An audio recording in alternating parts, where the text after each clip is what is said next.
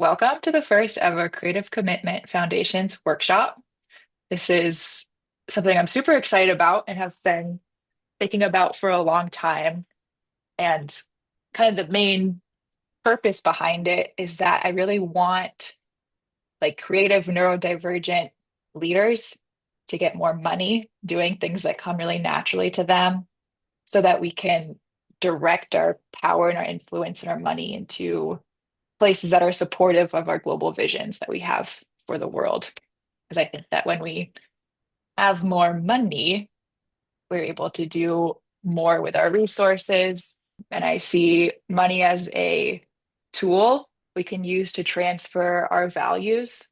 And when money is something that is attached to something so deeply connected to our integrity and we're supported while making money, I feel like just the possibilities of actualizing these alternative visions that we have for the world are more impactful and more able to spread to more people. And I see money as a way to transfer ideas more quickly and more globally with more impact and reach.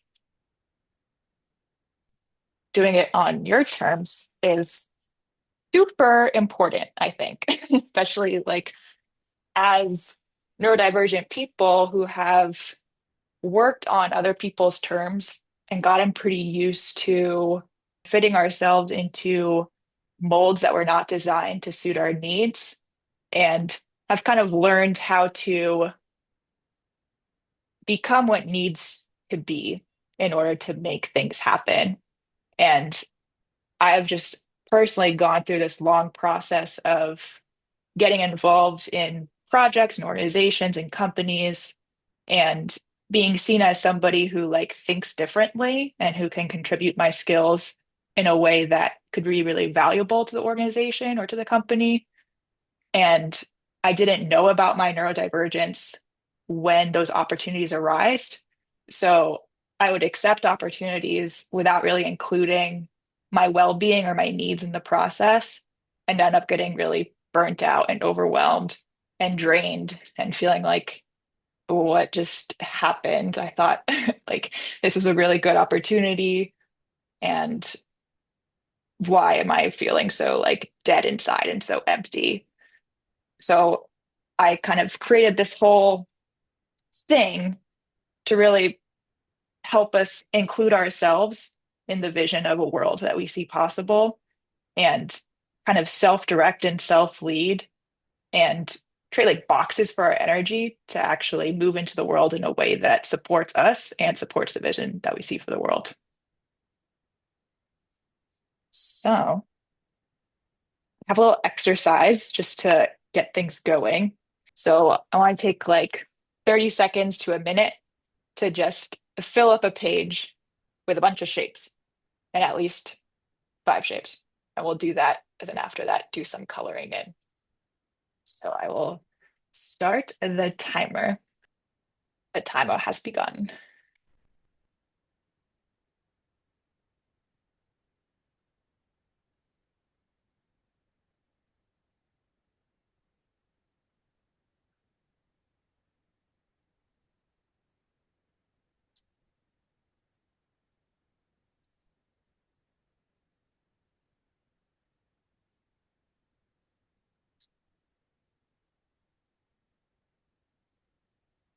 Yay. Okay. Were you able to fill up a page? Nice.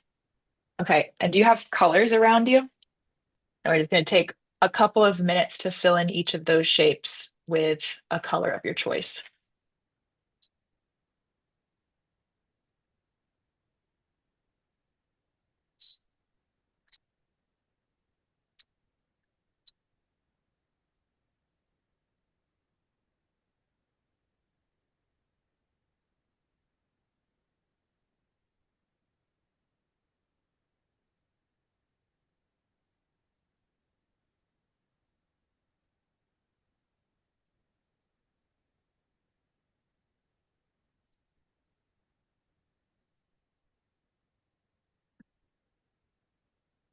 Yay.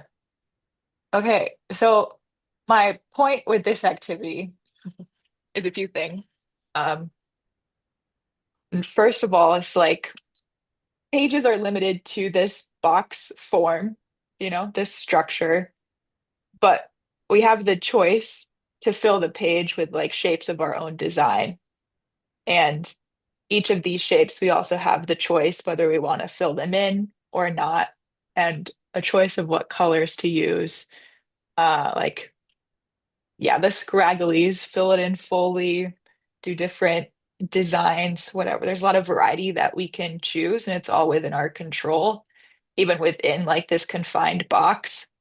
And I find that it can be helpful to have, like choice within structure, the ability to have like serendipitous creation within a form that already exists, because we are a material world. And I think often like creative visionary type brains can live a lot of the time kind of in airy, etheric places, in zones of the unseen.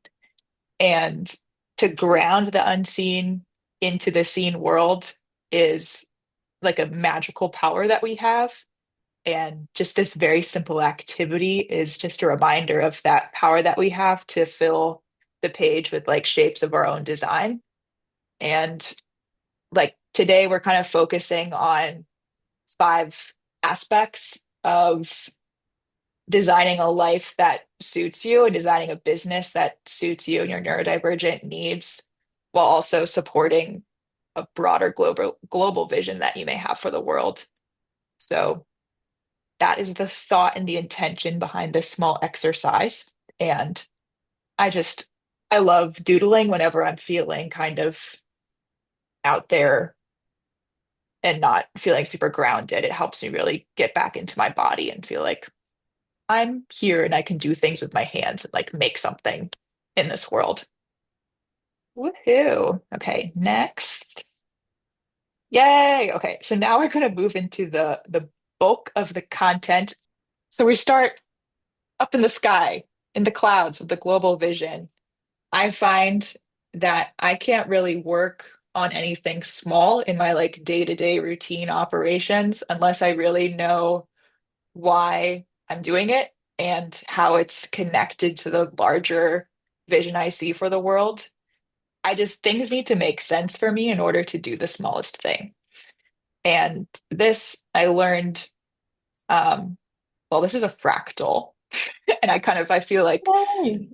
my mind moves in and out, like zooming in and out from micro to macro experience at all times. And I have a hard time like pitting myself as an individual being within like a larger context in a singular moment in time within the larger context of history and future all at the same time. So like space and time can be confusing for me, and like individual versus community, and what's like a global problem, what's a personal problem, and just that kind of like woo, zooming in and out of experience is something that I think is fascinating and fun, but also like can feel ungrounded and challenging when actually trying to like get shit done in the world.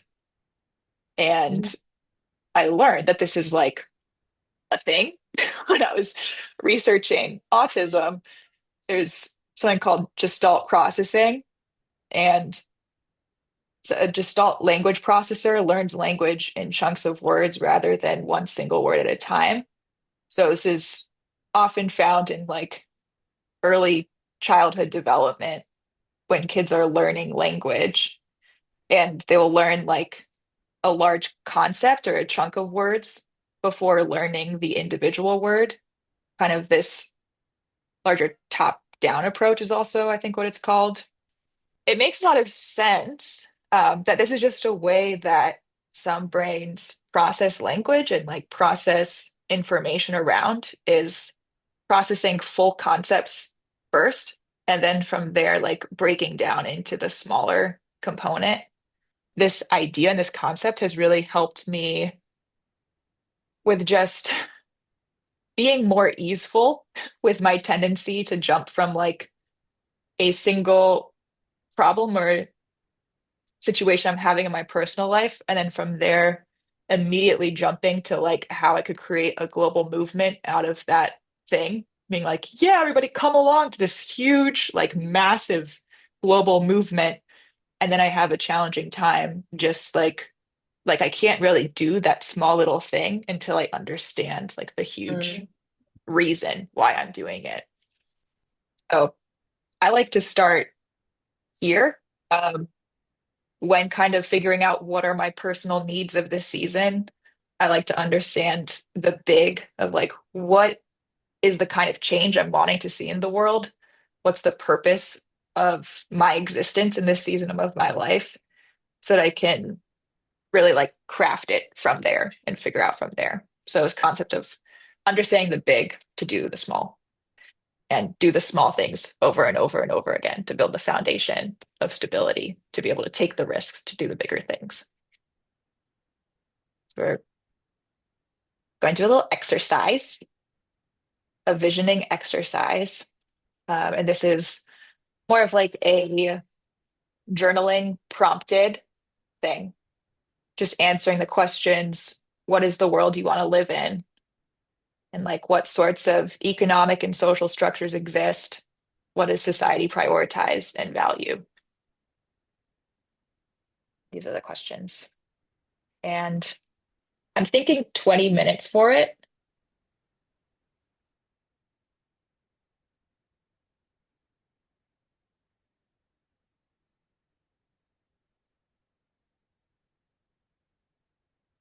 Hello. 20 minutes have happened. Time has passed. We are new people, different than where we were before. I love being able to have like this broader idea of what kind of world we want to participate in, because then that helps really ground our individual day-to-day choices to create that world within our own individual lives. And then the more individuals who have that focus, the more that we can create that actually materially. And it goes from like, yeah, just spatial etheric realm into the actual systems that we are working in and living in day to day. I really want to live in a world with consensual economies. It's like I am able to offer this service or this good that you have already recognized would be super helpful for your life. And like, I don't need to convince you that it would be helpful because you just already decided that that's something of value. From that, creating like a really rooted and grounded mutual empowerment that fuels and funds this larger vision for the world.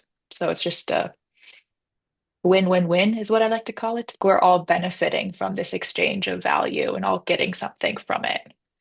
So yeah, we did this. We did that cool thing. And now, oh my gosh, no, no, no. Oh my God, come on. 1 second. La la la. We went through all this. We did in that. and We out of did the this. fractal. Okay. And now, okay, so we have smoothly moved to Woo! this. It says you can powerfully serve while being powerfully supported. This is like a core belief that I have that I'm really sticking to. And yeah, the core of this is that I think often in service to serving a bigger global vision, people can forget themselves. And I think in that forgetting of the individuals who are providing the service, we often recreate many of the same oppressive structures unintentionally because people who are in like a position of service are not taking the time to really slow down and reflect about their Mm, actions or why they're serving, where it's coming from, who they're serving, what are they feeling within themselves by serving. It's important to be very aware of the service that we're providing and what the intentions are behind it, and to know like what is driving us and what are our limits and what it is our actual capacity to have a consensual relationship between a person providing service and the person being served. There needs to be this ideally equal power exchange where both sides are equally empowered to know that they have Hmm. choice and agency within that relationship. Taking the time as service providers to really understand ourselves and to know our needs and our limits is a way that we can individually dissolve systems of supremacy from our culture as a whole and to create this culture of sovereignty where all people are seen as capable of making choices that are aligned with their well-being and that we can support people in pursuit of creating lives that are what they want. So that brings us to the section of supporting your needs, where we learn and we know that there is value in your unique path and pace and process. Even if throughout life, maybe you felt misunderstood for how you go about things or have been criticized for doing things in a different way or been told that you're lazy or disorganized or just move too slow or you move too fast or you're too this or too that. Like there is a natural rhythm and pace that each of us have. And I think the more that each of us are able to carve out the space and the time to discover what that natural pace in process is, the more able we are to commit to our path, especially if you've spent a long time really molding and shaping yourself to just fit in at the expense of your own personal well-being. Yeah, I think it's a really valuable thing to slow down and be like, what do I actually need? Like, what would actually be supportive? I believe that we all deserve supportive lives. And for me, that sentence was like, wait, I do? Like, I can have a supportive life too. I can be supported while I live in this world. Like, I don't just need to be the support for other people.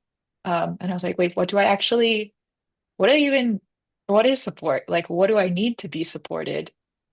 And what can I even ask for? Like, what even is helpful for me? So I think, yeah, taking the time to sit with this and be like, what helps you feel supported? And then if you need some categories, I've listed some categories of what helps you feel supported within the environments that you're in, within the relationships that you're in, within finances, at home, your home space, what makes you feel supported there, foods that you eat, makes you feel nourished and fulfilled, materials that you need to do your art practice, or what makes you feel supported with time, managing time, keeping track of time, understanding your place in time. This is just some categories that can be helpful to go through. So this is another journaling exercise.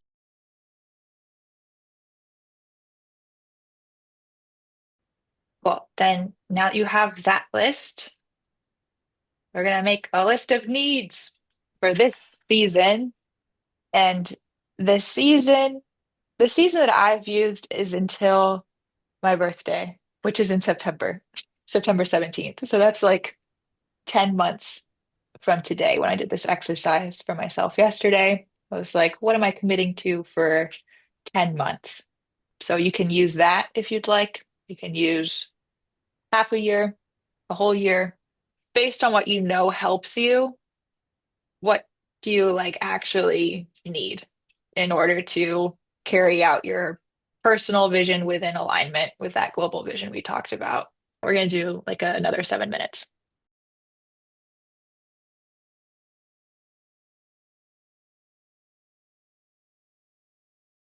When creating the language around like these are your needs, they're kind of non-negotiables up on the same level of like you need to eat and you need to sleep, then I think it helps validate that that's a literal thing that you need to regulate your system and to like stay operative in the world.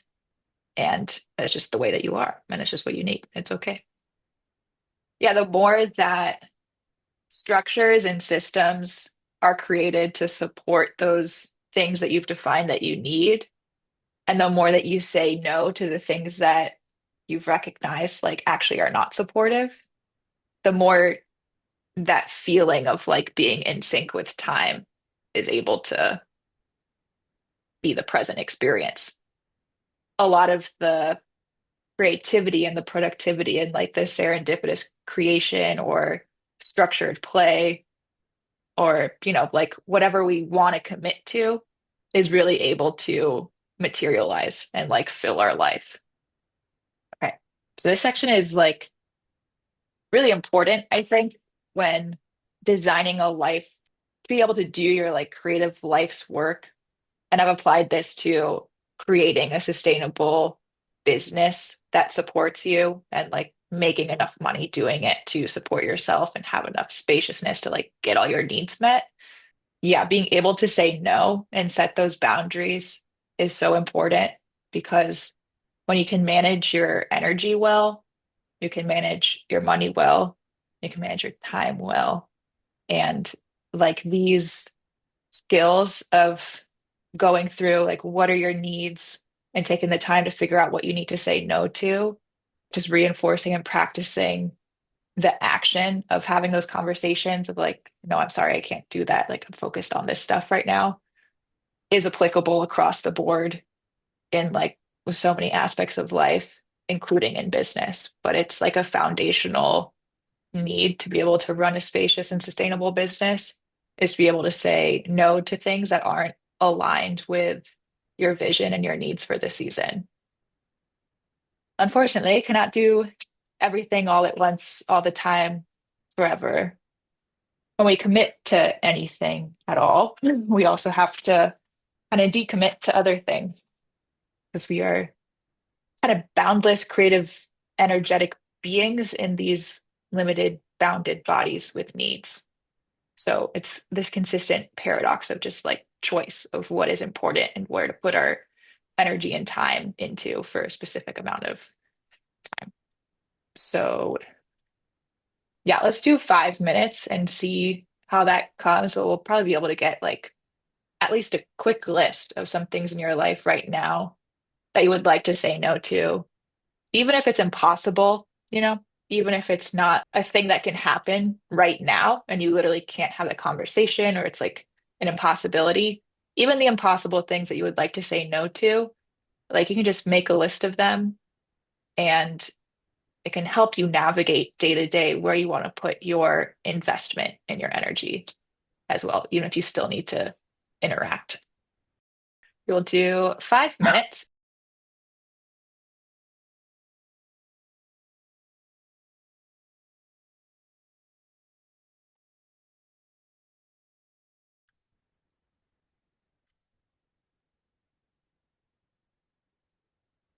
You have a list of no's.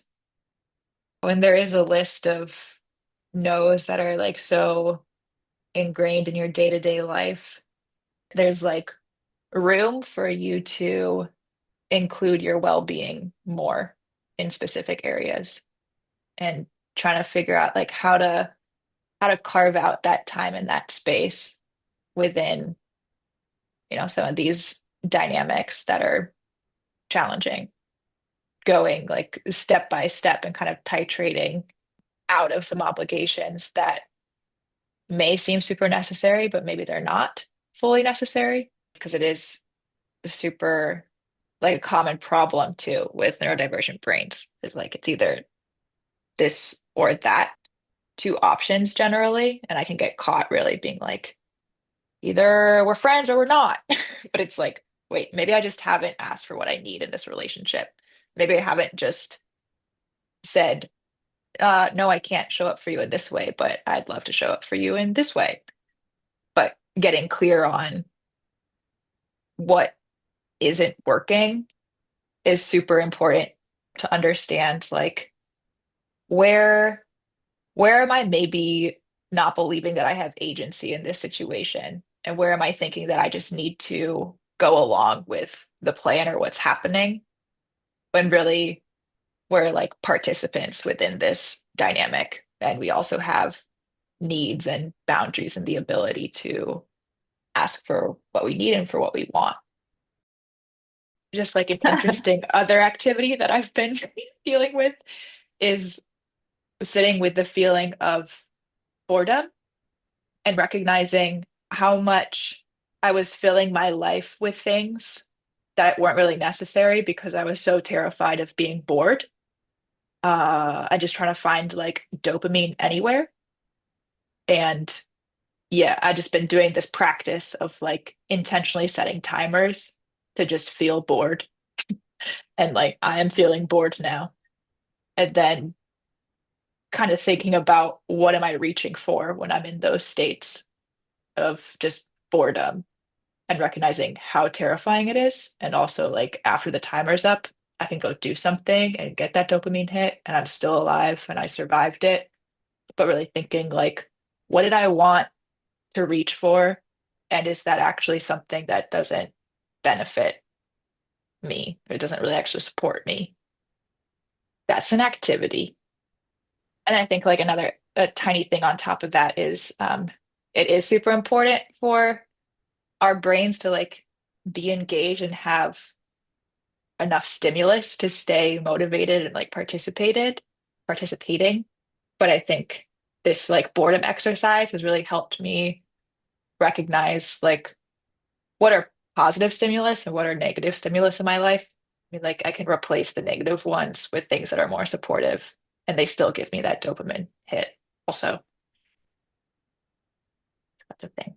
The last part of this thing is defining what success is for you for this season and knowing that success is like a fluid word and a changing definition. But for this specific season, when you've defined like what you need to say no to, and what you're working towards, like what does it look like to you? Some examples are like I used this one for a long time of success is action attuned to my natural pace and process. And I let that guide me where I was like, did I take an action today that supported this like current rhythm of my body? Like, yeah. And then it's like, sweet, I'm successful. Success is giving myself what I need.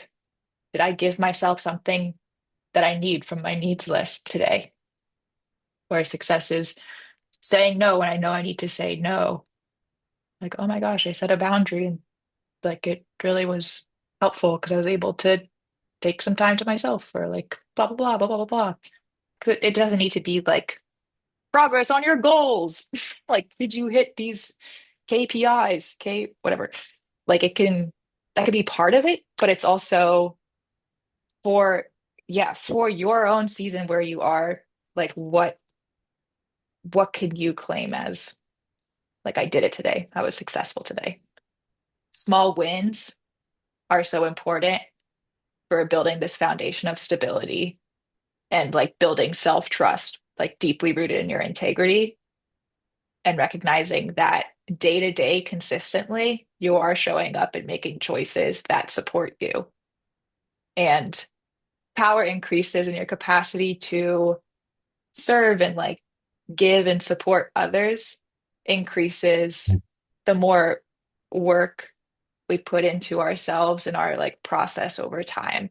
The more that we ground ourselves into that understanding and really deeply root ourselves in our integrity, the more capacity we have to serve, to build businesses that are deeply rooted with us, to handle more money, to direct more money, and the kind of changes that we want to see, and to like literally build the vision that we see possible, make the unseen seen. And I don't know how to end things, so I'm just gonna end the call. I'm just gonna see you later.